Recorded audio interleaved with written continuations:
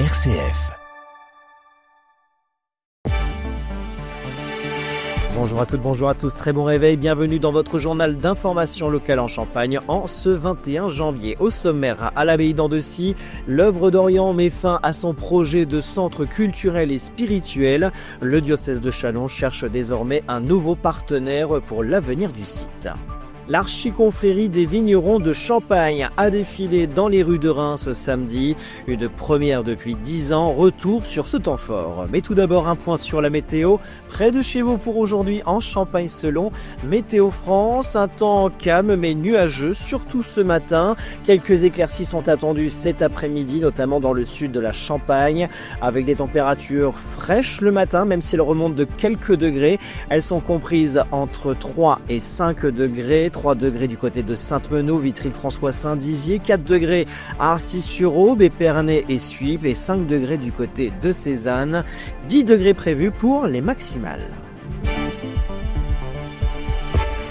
RCF Cœur de Champagne, le journal Christopher Fausten. C'est une page qui se tourne à l'abbaye d'Andessy. Dans un communiqué publié ce mardi, le diocèse de Châlons annonce avec regret la décision de l'œuvre d'Orient de mettre fin à sa présence sur le site. En janvier 2024, un bail avait été signé entre le diocèse, propriétaire des lieux, et cette association catholique engagée auprès des chrétiens d'Orient. L'objectif était de créer à Andessy un centre culturel et spirituel dédié aux chrétiens orientaux vivant en France. Après un temps d'expérimentation, l'œuvre d'Orient a toutefois choisi de ne pas poursuivre l'aventure. L'évêque de Châlons, Monseigneur Franck Javary, revient sur les raisons de cette décision. On avait convenu d'une période d'essai de 2 ans et le résultat a été jugé difficile pour différentes raisons, l'éloignement du lieu, le déplacement à faire et finalement c'est les gens qui étaient visés, c'est-à-dire ces chrétiens d'Orient résidant en France qui finalement ne sont guère venus. Donc, au bout de 2 ans, l'œuvre d'Orient a jeté l'éponge, ce que nous comprenons, et donc n'ont pas donné suite à ce contrat qui était en cours un contrat partiel, un contrat temporaire. Le bail liant le diocèse de Châlons et l'œuvre d'Orient prendra officiellement fin à l'été 2026. D'ici là, le diocèse se met d'ores et déjà en quête d'un nouveau partenaire pour imaginer l'avenir de l'abbaye d'Andessy. Partenaire catholique pour un projet catholique sur le site d'Andessy qui pourrait être dans différentes directions, accueil spirituel, formation, écologie chrétienne, mouvement de jeunesse et encore d'autres réalités. Voilà, donc un peu tout azimut, par la presse catholique, par les réseaux, par nos propres contacts, nous faisons connaître d'abord la beauté du lieu, son intérêt, son équipement, ses capacités.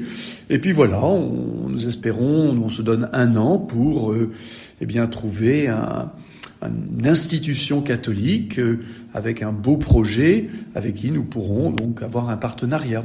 Monseigneur Franck Javary au micro de RCF Cœur de Champagne.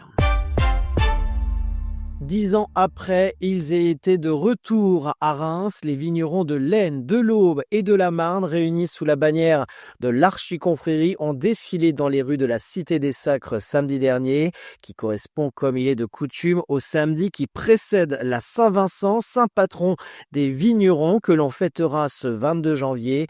Ils étaient plus d'1 millier à déambuler pendant près de 2 kilomètres dans une ambiance très conviviale.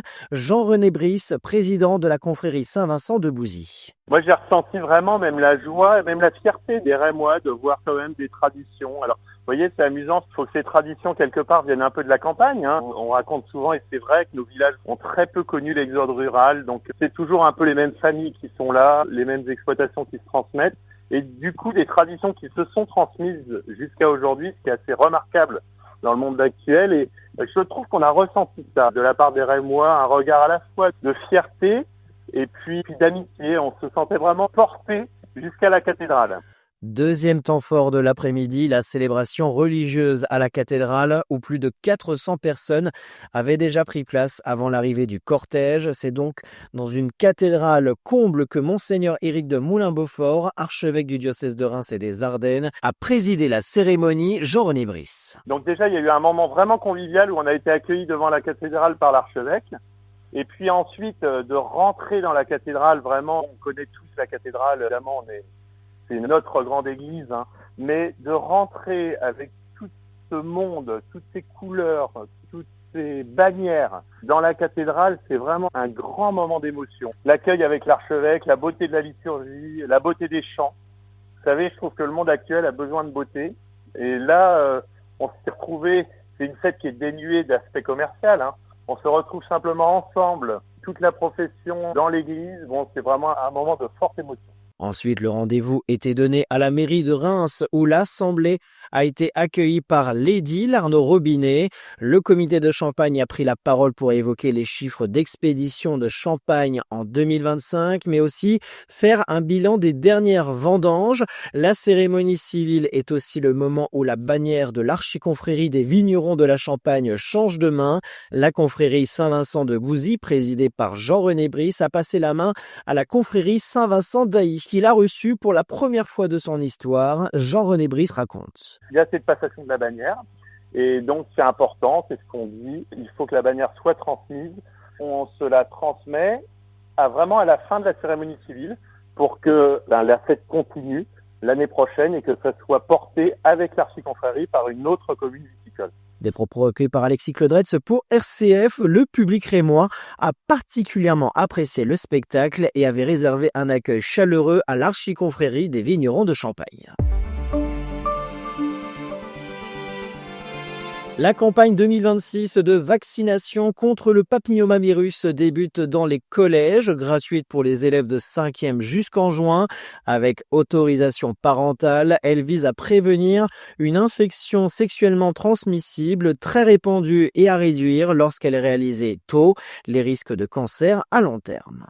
Prévention, la gendarmerie de la Marne alerte sur une recrudescence des tentatives de phishing, SMS ou mails évoquant une opération bancaire suspecte. Ne cliquez sur aucun lien, ne donnez jamais vos codes, vérifiez directement via votre appli bancaire officielle et signalez les messages au 33 700 ou directement sur internet, internet-signalement.gouv.fr. En cas de doute, contactez votre banque. Le diocèse de Châlons lance les inscriptions pour le pèlerinage diocésain à Lourdes, un temps fort de foi et de fraternité entre prières, célébrations, partage et accompagnement des personnes malades au cœur d'un grand lieu marial. Infos et réservations sur le site du diocèse de Châlons.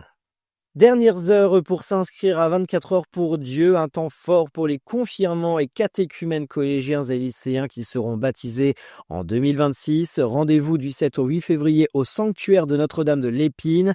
24 heures pour prier, se rencontrer et avancer dans la foi.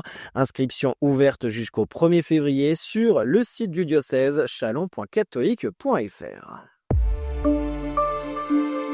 Et on termine avec l'agenda à Châlons-Champagne. Ce vendredi, la médiathèque Pompidou propose de plonger dans l'histoire des évêques de la ville avec la conférence « Les évêques et leurs livres de l'époque médiévale à Monseigneur Tissier ». Des manuscrits rares seront présentés, dont un trésor enluminé du XIIIe siècle. Rendez-vous de 18h à 19h, entrée libre.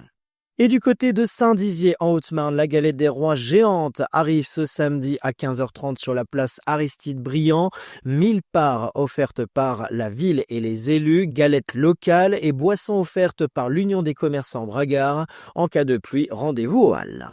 Fin de ce journal, l'actualité en continu sur les réseaux sociaux de RCF Cœur de Champagne. Très bonne matinée à tous.